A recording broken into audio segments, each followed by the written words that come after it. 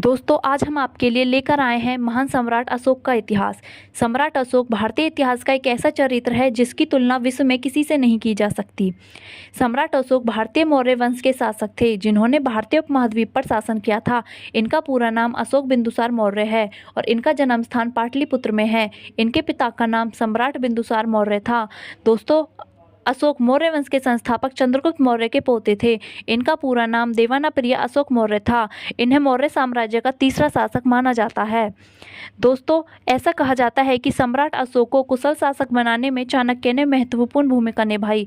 दोस्तों क्या आपको पता है अशोक को बचपन से ही बहुत ज़्यादा अस्त्र शस्त्र का ज्ञान था। इतना ही नहीं दोस्तों उन्हें एक उच्च श्रेणी का शिकारी भी माना जाता है। दोस्तों कहा जाता है कि सम्राट अशोक ने केवल एक लकड़ी से ही शेर का शिकार किया। दोस्तों अशोक बचपन से ही एक निडर एवं योग्य सैनिक भी रहे।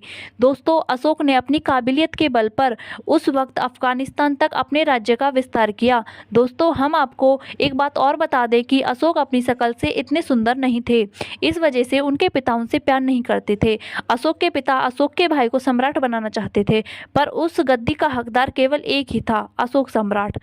दोस्तों कहा जाता है कि अशोक ने सिंहासन के लिए अपने भाई की हत्या कर दी। पर दोस्तों चाहे कुछ भी हो, सम्राट बनने के बाद अशोक ने यह साबित कर दिया कि उन्होंने सिंहासन पर बैठकर कोई गलत कार्य नहीं किया है। दोस्तों अशोक ने अपने आप को कुशल सम्राट साबित करते हुए 3 साल के अंदर ही अपने राज्य में शांति स्थापित की। उनके शासनकाल में देश ने कला, विज्ञान व चिकित्सा में काफ़ी तरक्की की। उन्हें अपने शासनकाल में धर्म पर बहुत ही कार्य किया। उनसे प्रभावित होकर उनकी प्रजा भी सत्य और ईमानदारी के रास्ते पर चलने लगी। दोस्तों सम्राट अशोक के शासनकाल में चोरी और लूटपाट की घटना बिल्कुल बंद हो गई। दोस्तों अशोक रात दिन केवल प्रजा की भलाई के लिए ही कार्य करते रहे।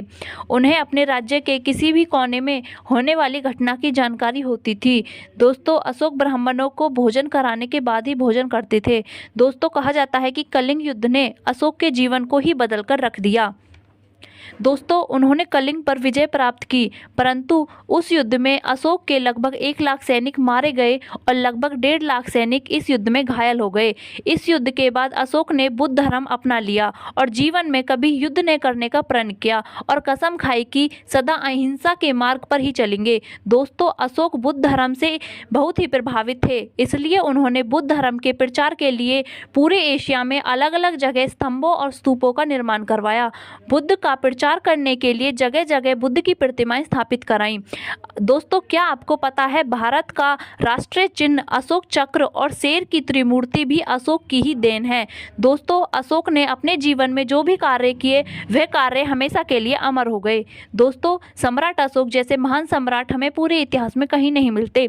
दोस्तों अशोक की वीरता और प्रजा के लिए उनके प्यार के कारण उनका नाम हमेशा के लिए अमर रहेगा। तो दोस्तों मिलते हैं ऐसी ही इंटरेस्टिंग स्टोरी के साथ।